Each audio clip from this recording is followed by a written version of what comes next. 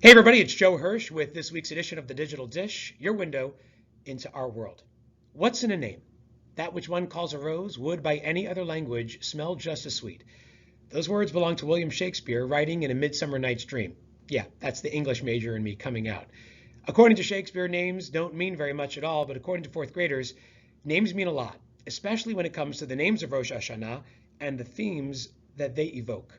This week in fourth grade, we had a chance to look at three different names of Rosh Hashanah related to three different sections of the Rosh Hashanah Amidah that we recite on both days of the holiday.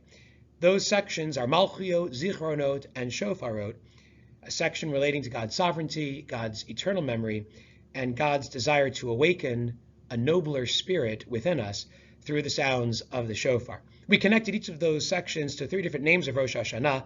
Malchiot relates to the name of Yom Hadin, a day of judgment, a day in which God, as our sovereign, sits in judgment over all of mankind. Zichronot relates to Yom HaZikaron, a day of memory, a day in which God looks back at events of years past and decides just how to script the events of the future. And finally, Yom Tru'ah, a day of the Tru'ah, a day of the shofar sound, when God urges us to heed the call of the shofar to discover a better version of ourselves. We also this week looked at the names of some very important foods that help script a better start to our new year. Those foods are known as the Simanim, special foods for a special year. By eating those foods, we help create certain feelings because we believe that even though those foods cannot possibly create a reality for us, we're not superstitious, we believe that actions shape attitudes, and that by eating certain foods, like we do on Seder night, that we can create a certain reality for ourselves, or at the very least, project a certain aspiration for the coming year. Your children will have a great time telling you all about those special foods and the special names and sections of Rosh Hashanah over the course of Shabbat.